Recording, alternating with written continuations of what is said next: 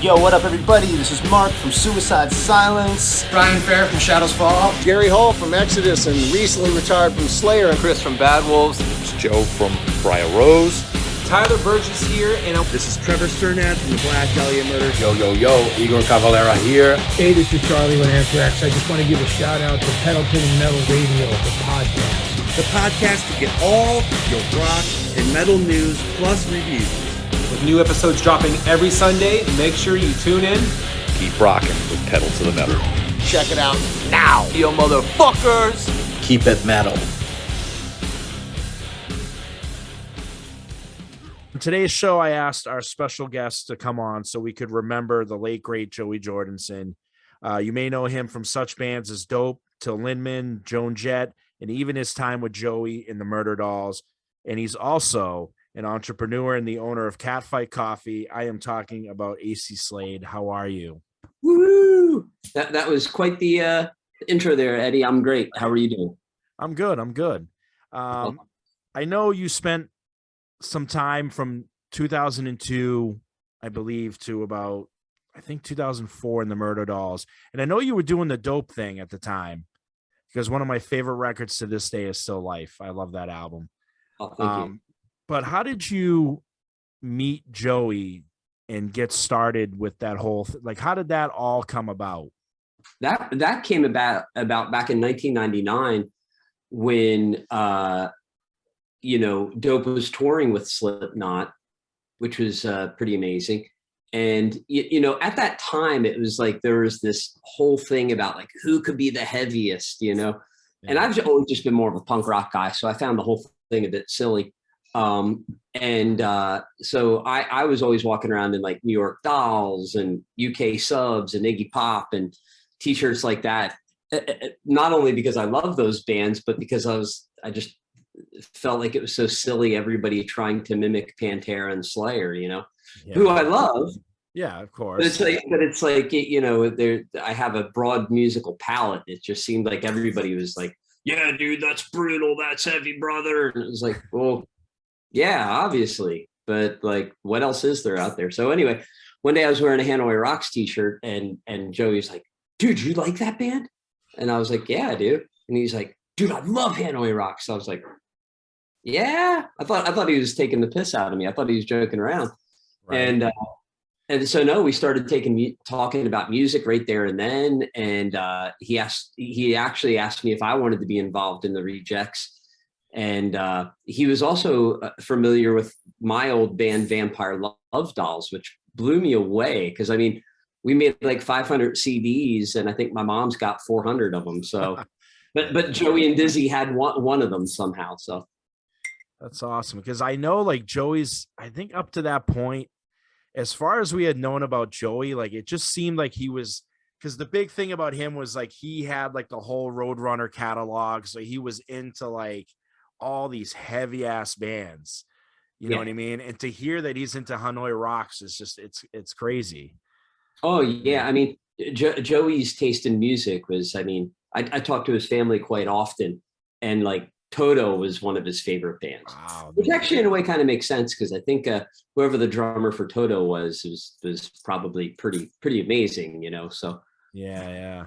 It's cool. It's nice to see like, cause you always get an image of like when somebody's in a metal band, sometimes you only think, oh man, they must only be into like, Decapitated and Slayer and all these bands. But then when you hear like they've got this wide variety of musical taste, it's kind of nice because then it does, because like somebody like me, I'm the same way. Like I may love like, obviously Slayer and the Panteras and whatnot, but like sometimes I'm like, I like to chill out and I'm listening to, I don't know, like the Go-Go's were on the other day and I was kind of rocking out to the Go-Go's a little bit, or like even like Dr. Dre or something like, different things. Cause I feel like it just makes you like your musical tastes, when it's broader, it just makes, I think the creative process so much, what I mean, sweeter in a way. Sure.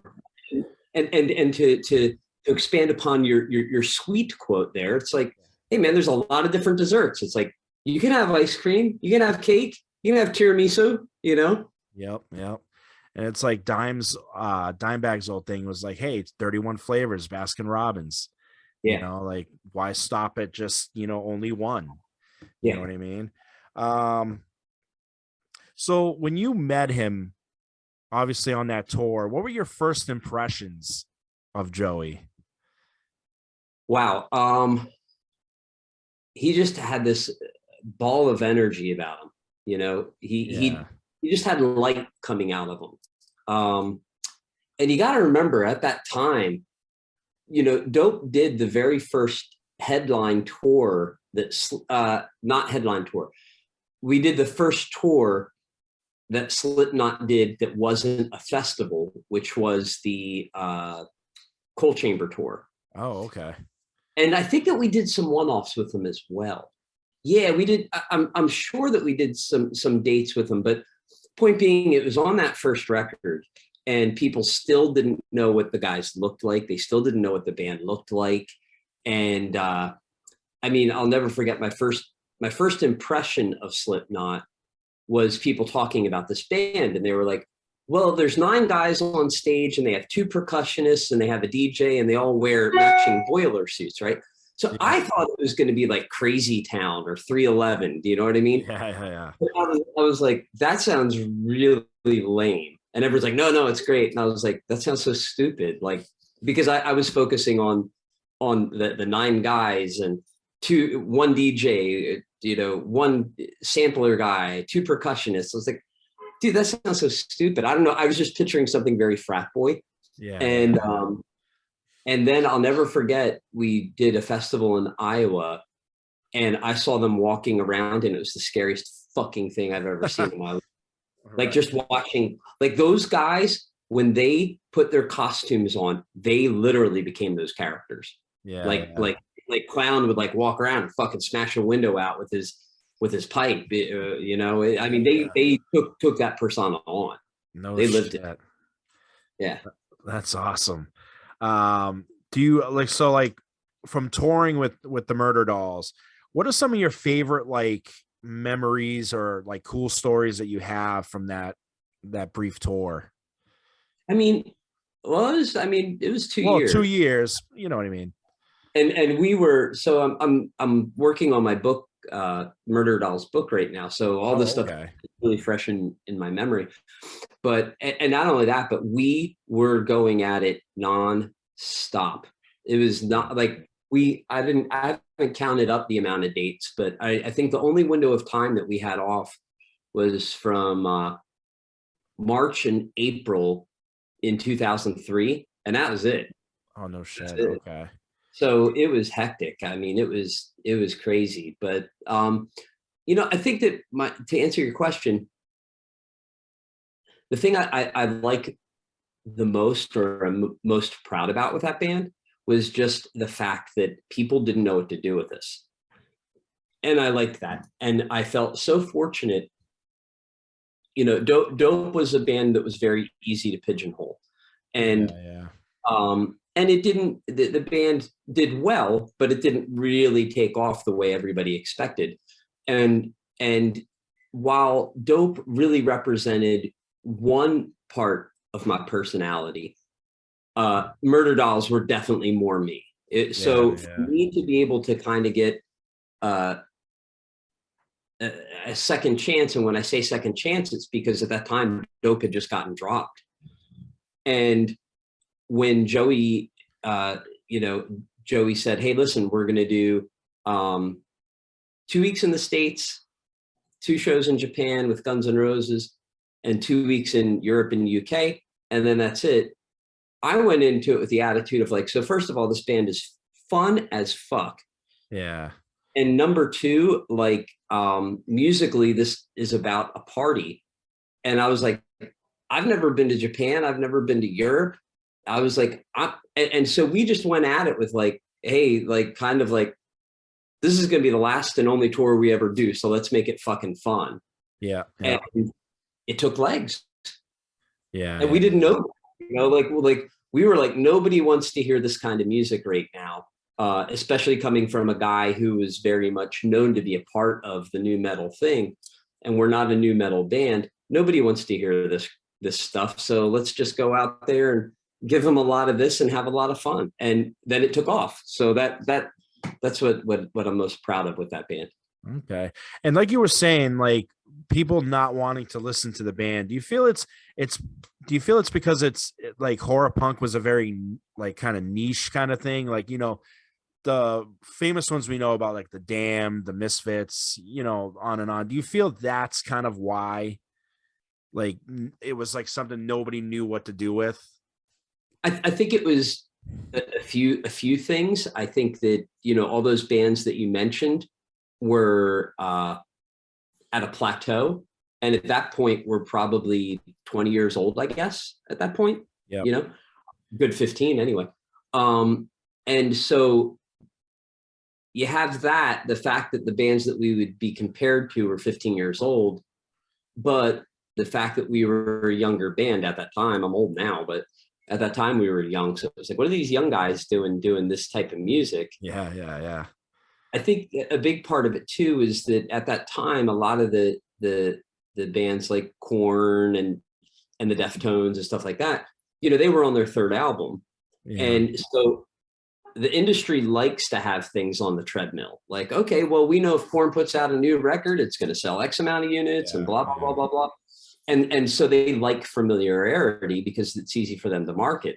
And then all of a sudden we come along and it's totally different. And it's like, oh shit, well, what do we do with this? We knew how to market Korn and we know how to market Deftones, but this is how do we market the Murderdolls? Yeah, exactly. And yeah, it's very theatrical. We got a guy from Slipknot in the band. It's very theatrical, but it doesn't sound anything like that. So we can't really even spin it that way, you know? Yeah. And I know like that music was right up Wednesday 13's alley, because that's where he was coming from at the time. So for him, it was easy, but for everybody else, it must have been like, well, like you just said, like, well, we got the guy from Slipknot and we've got the guy from Dope. Like, and this sounds nothing like anything they're doing. Like, what in the hell's going on? Yeah. You know, that's awesome. But that's awesome though, because it's like it's throwing that curveball, you know what I mean? And saying, hey, fuck it. We're doing what we want to do. And you know, fuck you guys if you don't like it. Yeah. And to Joey's credit, you know, our label did not want to push the record. They really, yeah, in the US they're like this record's not good, we want you to do another Slipknot record, go back to Slipknot, do that. And so Joey pushed back on that. Like, first of all, it took a lot of guts for him to show his diversity with a band as silly as we were, and I mean that like in a fun way, you know. It's I mean, hey, we were. It's very cartoon rock, but to show that side of him when he's known for a band that is as deep and as heavy, and I mean that emotionally, as Slipknot is, and to go like, hey man, like I like to have fun too. You know, that really speaks to his personality, you know. Yeah. And it was daring for him too, because, and then why not? I mean, you had Corey Taylor at the time coming out with Stone Sour. Sure. So I mean, he was taken off the mask, so why can't anybody else? Yeah, and but to this is nothing against Corey at all, because Corey was being himself. And with being himself, though, it was a bit safer thing where it's like, hey, I'm just taking my mask off and showing that I'm a regular guy making these really great ballad type songs. Yeah. You know, and so that was easier for them to look at and go, okay, that we can kind of get behind. But with Joey, with the Murderdolls in the States, they were like, we are not getting behind this. This is a train wreck. And they were right. We were a train wreck. That's what made it awesome. Right. And you guys had such a great look too. That's always my biggest thing. I've always been into like the way bands look. And obviously the music's got to match too, but but I've always liked the look, and you guys had this amazing look that was kind of a nod to like, I don't want to say 80s like kind of metal, but it had like that very Motley Crue-ish kind of look, you know, mixed with the, you know, the punk attitude. Yeah. Which I loved. Thank you. Yeah, no problem. So then a few years go by after the Murderdolls, and we get the Roadrunner United Sessions, right? And you get to do a track, Tired and Lonely, with Mina Caputo, Joey, and obviously Jim Root, to name a few of the people involved. How did you get involved with that session? Joey just called me up out of the blue and explained to me what they were doing and asked me if I wanted to play on it. And I was really flattered and really honored. I mean, I was the only guy from the Murderdolls outside of Joey that was on that record. Yeah, it was awesome. That's cool.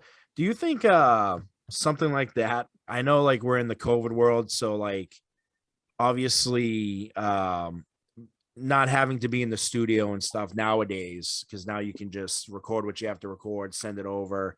Do you think something like that could ever work again in the future? No, and I'll tell you why. Only because it was a really expensive record for Roadrunner to make, and it didn't do very good. Yeah, and I don't know why, because honestly, it's a bit of a head scratcher. It's like, who would not? The only thing I can figure was that it was like too many. I don't know how can I explain it. Like, was it one of those things where, like, if that thing would have been an EP, maybe it would have done better? Because I don't know if it confused people having that much diversity and that much spread. I don't know, but I got to tell you, I think it was a great idea. I think it was really brave of Roadrunner to try that. And I'm so confused why the metal community didn't just like lap it up. To me, it's a no-brainer. Like, hey, man, you got all these great people trying things together. I don't know. That was weird to me. Why it didn't do good. And the thing too is like super groups were starting to become such a thing at that time. And it's weird because as a kid, I used to sit there and think like in, in sports, they have all-star, teams. And I would always, as a kid, sit there and be like, oh, imagine if, this guy recorded a song with this one and like they had this guy. And it felt like that's what it was. Like it was like an all-star like team. And it was just like, all right, create music and do something. Yeah.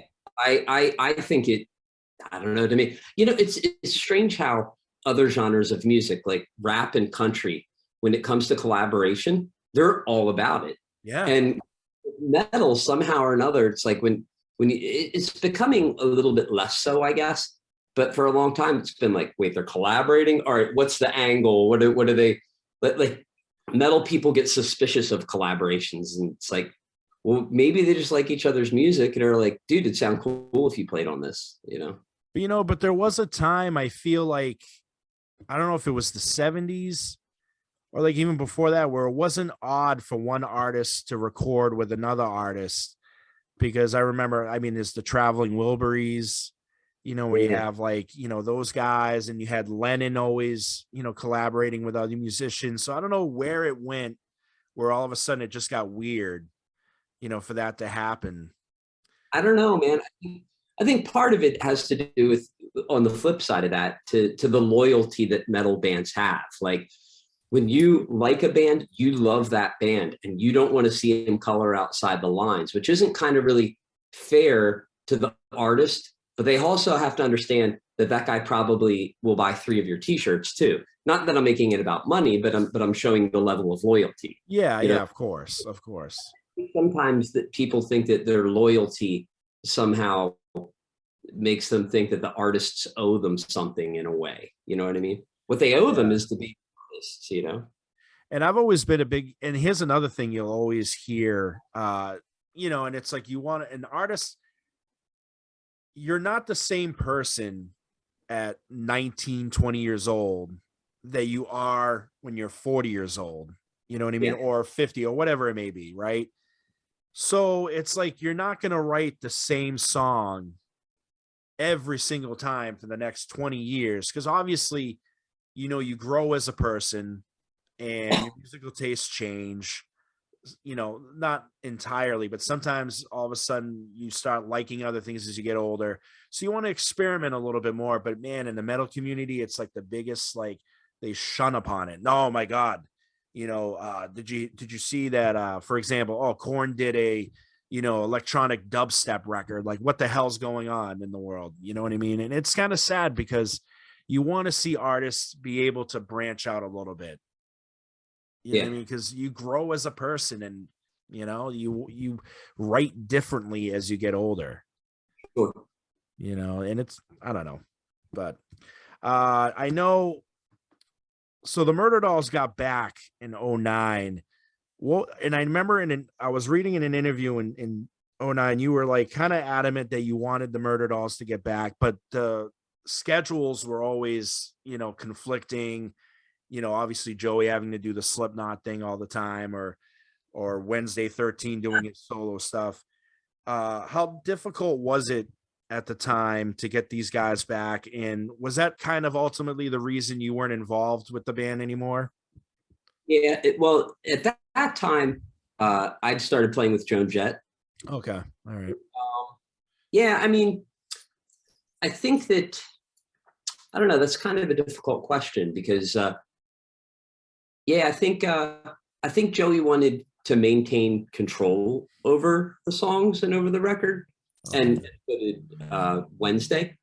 So they kind of wanted to keep things sort of encapsulated with just the two of them. So I'd kind of be the wrong person to ask about that. Okay. All right. Yeah, I just didn't know. But I know. So after Ben passed away, I believe you guys did the reunion shows. Yeah. I know now that Joey's gone, any chance we'll ever get another tribute show, or maybe, see a collaboration between you, Wednesday, and anybody else like Eric? Yeah, I mean, the thing that's really unfortunate about the timing with Joey passing is that we were in talks to do a 20th anniversary reunion tour.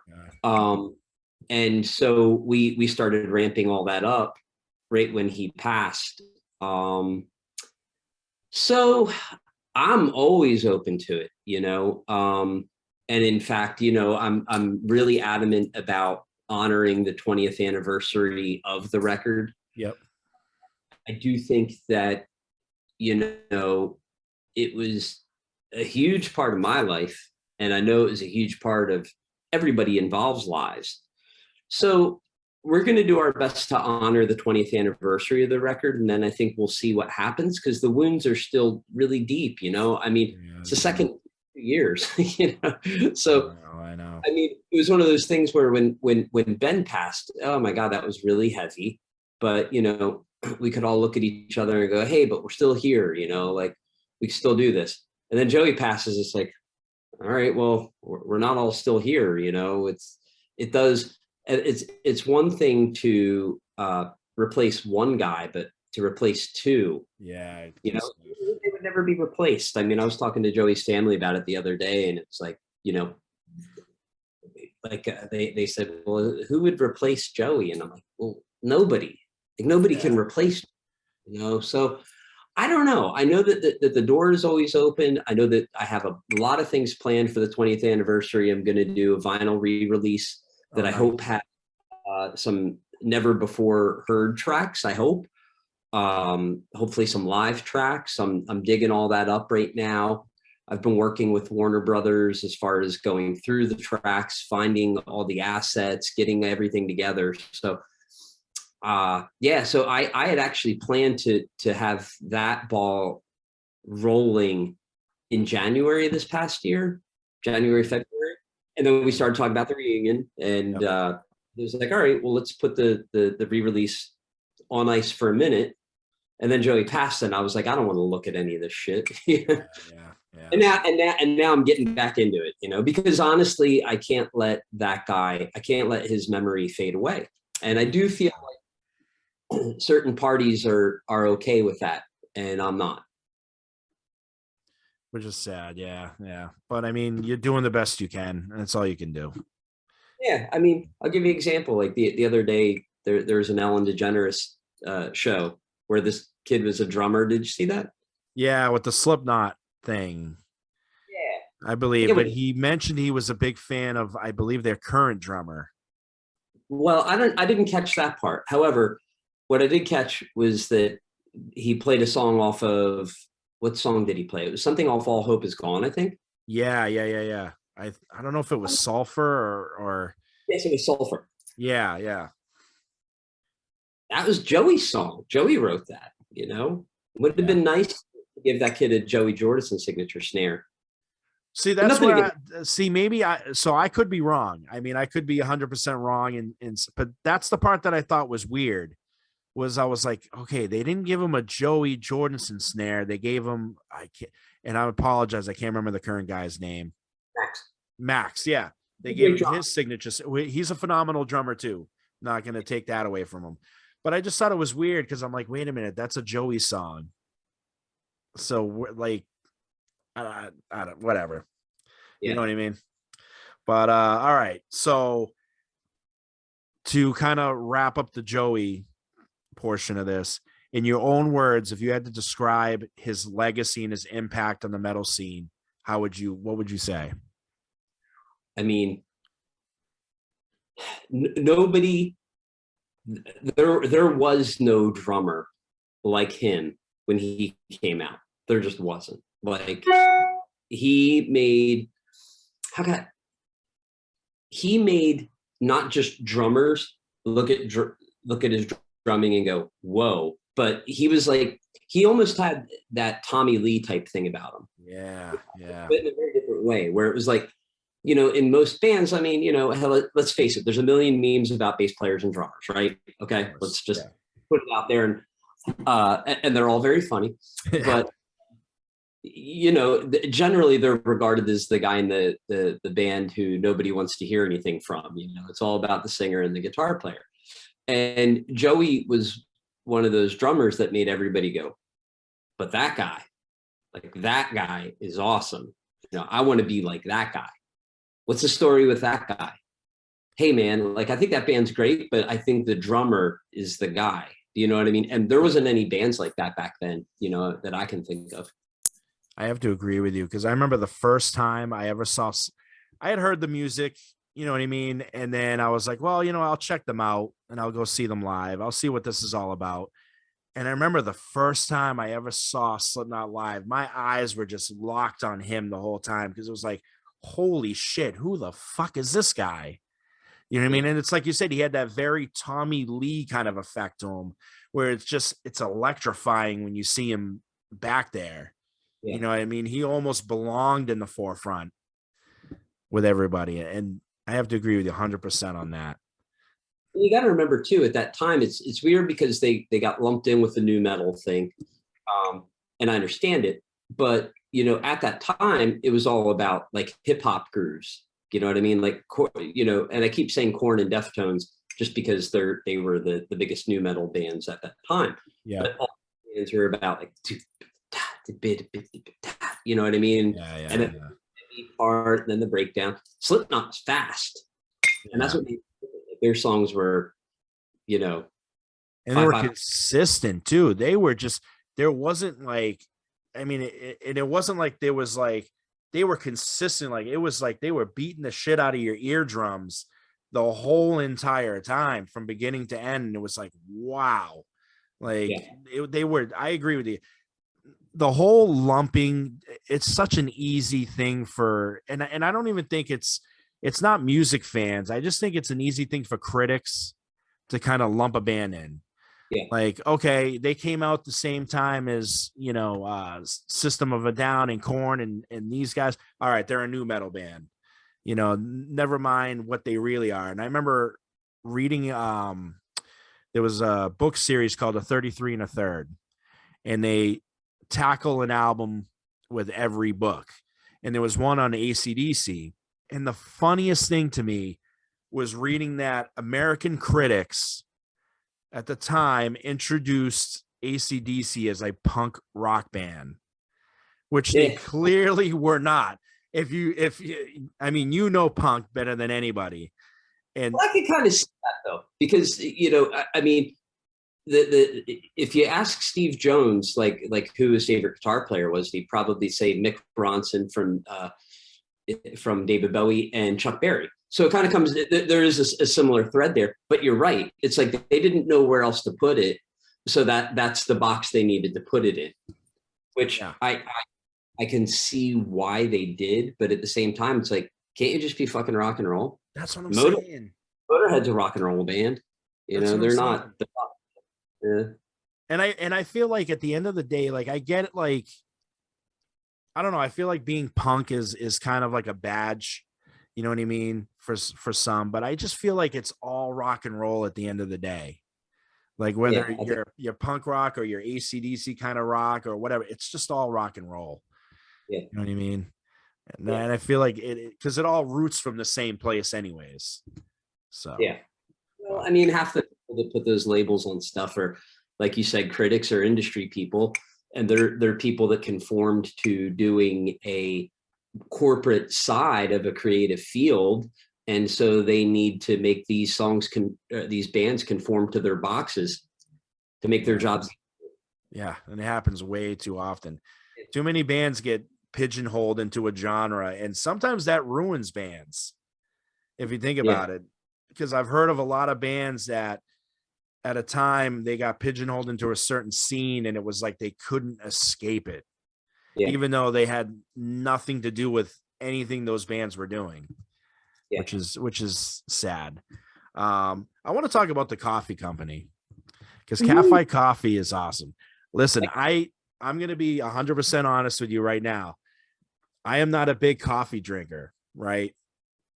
I prefer iced coffee over anything. And most of the time I was going to the usuals, like, we're from the Northeast. It's the Dunkin' Donuts, the Starbucks, that kind of stuff. And I remember people going crazy for this kind of, what's up? New Hampshire? Well, Boston. Boston. Okay. All right. So, people going crazy for coffee, and there's like the coffee addicts. Oh my God, and I would be like, what is the big deal? Like, just, it's coffee. Right. And then I tried your Tura Santana blend, and I got to be honest, I've never gone into a coffee cup without dumping a shit ton of sugar in it, right, to make it sweet. And I remember watching a Cattail Hour with you, and you were like, listen, don't put any sugar, just try it with like maybe a little bit of cream or milk or whatever you put in, and just try it, right? Because you'll taste the flavors. And I'm thinking to myself, man, I'm like, is this gonna suck? I don't know. And I made the cup, and I was actually pleasantly surprised at how good it actually tasted. And I don't know if that is because of maybe, I've been fed BS from Dunkin' Donuts and, whatever for so long. It was amazing. Well, when Dunkin' Donuts first came out, actually, I mean, I'm such a nerd, so if I start going way too coffee nerd, just shut me up. But Dunkin' originally, their business model was that no pot of coffee was left on the burner for more than I think 19 minutes or something like that. Yeah. And to this day, actually, the beans that they buy really high quality coffee beans. So you got to give them credit there. But yeah, I think that part of it is that the coffee game has changed so much. It's about mass consumption, and anytime you mass do anything, it dilutes a bit, But I just feel like the quality that you guys have, like maybe, like, I don't know if it's because it was like, man, I've tried, different coffees without anything and never being a fan. Then all of a sudden tasting yours, and was like, wow, this is amazing. So thank you. You're welcome. But how did you did you know the Frappuccino started in Boston? No, I did not know that. Yes. So there's a guy named George Howell, and George Howell, I forget what the name of his chain was, but he had a chain in the Northeast in the Boston area. Okay. And when Starbucks was like, when I say small, they had like 100 stores or whatever. Yeah. Or another, he like one of their execs went to one of his shops in Boston, and he had the Frappuccino.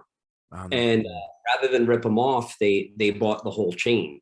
But yeah, okay. Boston. No shit. All right, you learn something new every day. But how did you? So when did you decide that this was a venture that you wanted to get into, and like what inspired you to get into coffee making? Well, I've loved coffee my whole life.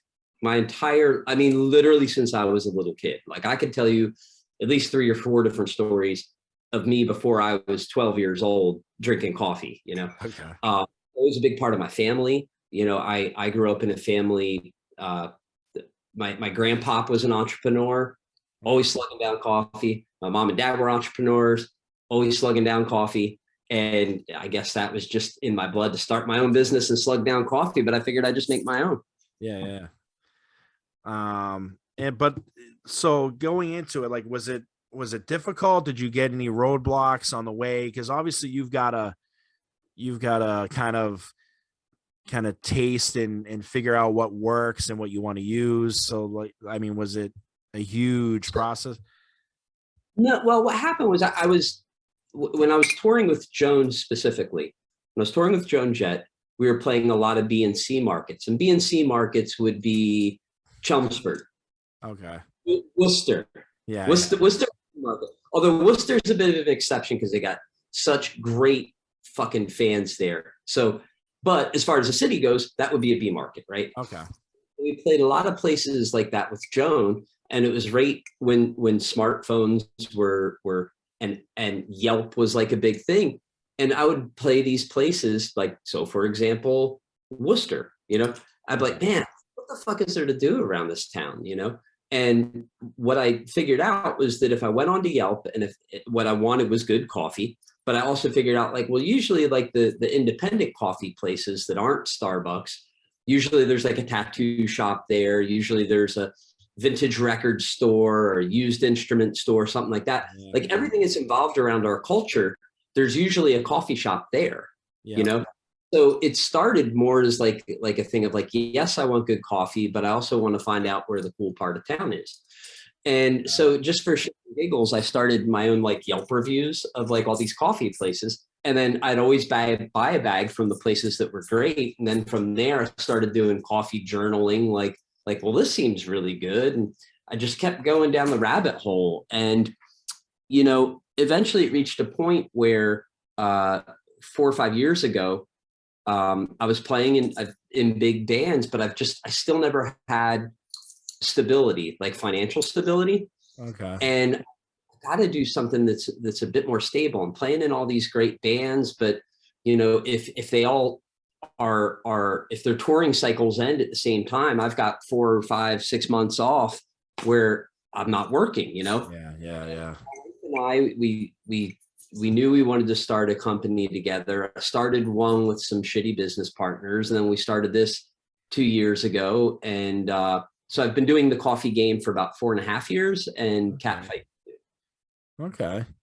You were talking about, I've always been interested because I don't know if the term hired gun is an acceptable term, but is it something, because I know nowadays being a hired gun isn't as bad as maybe back in the day because you were kind of a man with no band.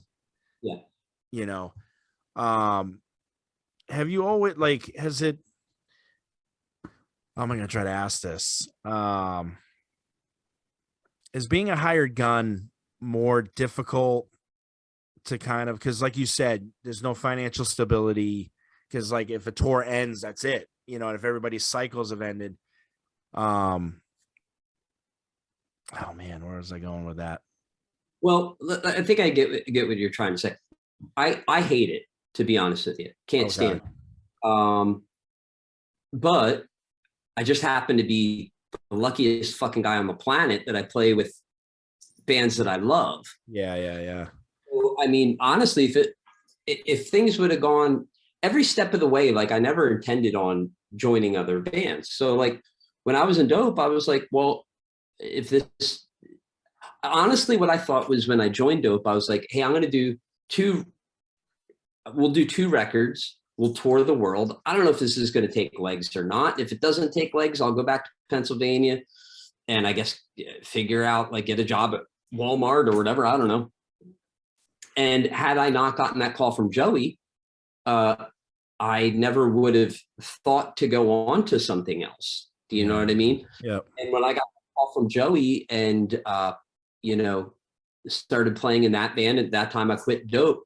Dude, I mean, when we stopped our album cycle in 2004, it was like, okay, we're going to get back together again. We're going to do this again. Joey's got to do Slipknot. Everybody do their own thing, but we're going to do this again. Yeah. And, you know, then I did a bunch of other things, but, you know, I ended up grabbing the Joan Jett gig. Well, who would be stupid to turn that down, you know?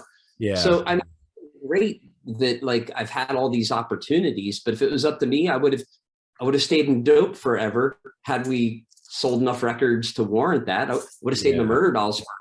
You know, like at all the bands that I would have played in, I would have gladly stayed in forever had it worked out. Yeah. You know what was the weird thing? I remember you mentioning after the album Life, like the band was dropped. It just seems so weird because I felt like Life was such an amazing record, and definitely a great follow-up to the first record. It just seems so weird that like that kind of happened. Like, was it because like was there just no interest from the label to further pursue the band? Yeah, there were several things. The first is that they spent a retarded amount of money. Shouldn't say that. They spent a ridiculous amount of money on the band for the first record, an amount that they never should have. Like if they would have spent half the amount of money that they spent, we would have sold the same amount of records. Like they spent Mariah Carey money on this, and you're never going to get that return. You know? Yeah. So we went into that second record owing the record company a lot of money, and then 9/11 happened. And even things like it was just such a bad time in the music. It was really just bad timing. Like the record industry didn't know whether to make heads or tails of streaming and downloading. I was just gonna say, yeah. 9/11 happened, and if you remember in the video for Now or Never, it showed like we're playing in a glass cage, and the fans jump through the glass cage and start dancing with us. One TV said, "You can't show people jumping through glass," and we're like, why? And they're like, well, because people jumped out of the towers on 9/11. I mean, Lenny Kravitz's Fly got banned. Sugar Ray's Fly got banned. If you had a song that said Fly in it, it wasn't going to get played. So it was really bad timing combined with owing the record company money. But I feel like, you know, and I get it, because at the time streaming was brand spanking new. You know what I mean? You had like those companies like Napster and everything.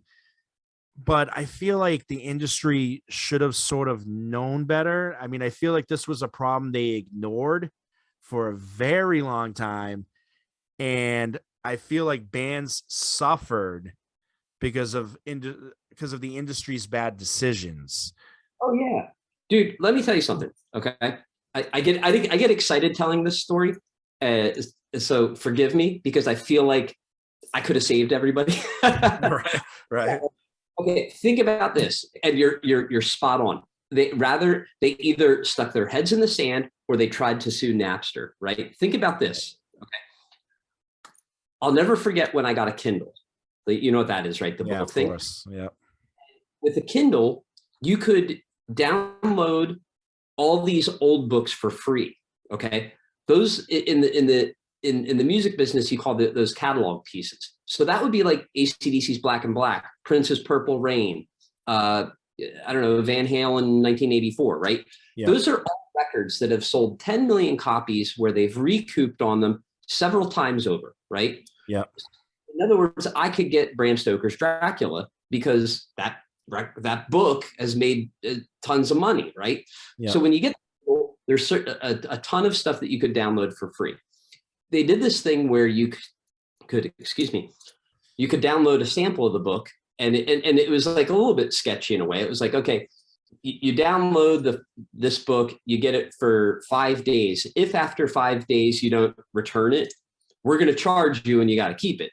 So if you wanted to read really quickly, you could read the whole book, return it, and then you didn't have to pay for it. But of course, what would happen? Everybody would forget about it. Yeah. And also, they would do this thing where, like, if you shared it with a friend, you both got $5 off or something. I forget what it was, but I'll never forget looking at that going, you know, I was like, what if the music business would have done this?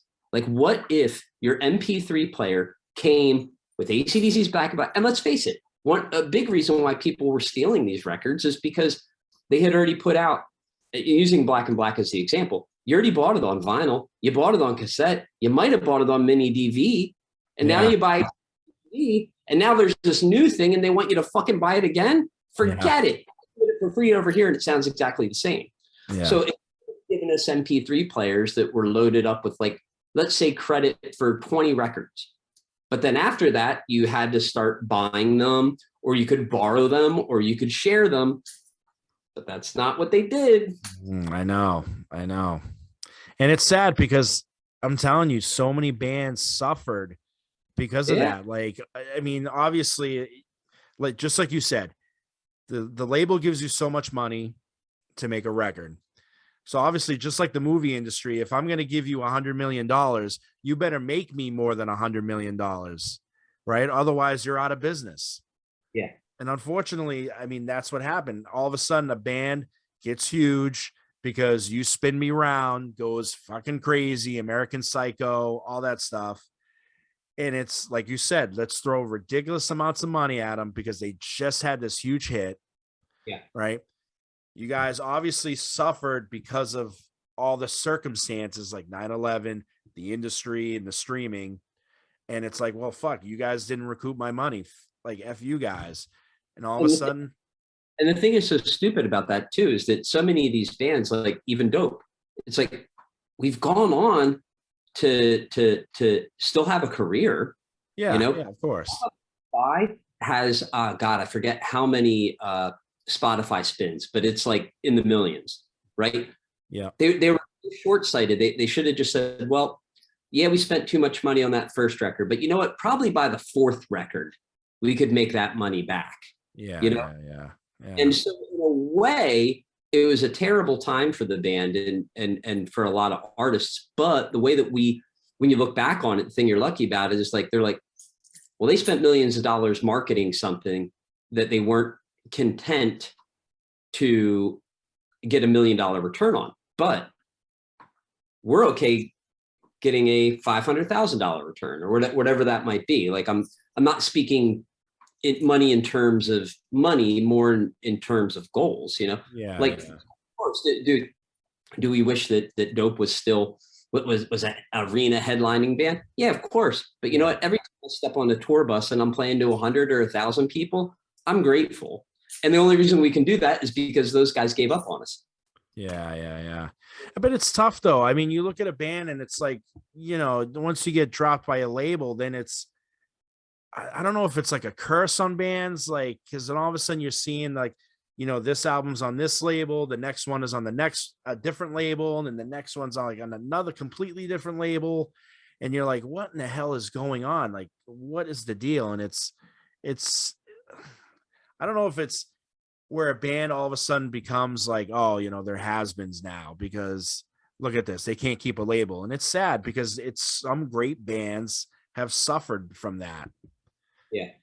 You know, well, and it feels that way as the artist, you know what I mean? Like, I'll never forget the day that we got dropped. It just felt like, and especially because you get into such a lifestyle where it's like you're either touring, writing, or recording constantly.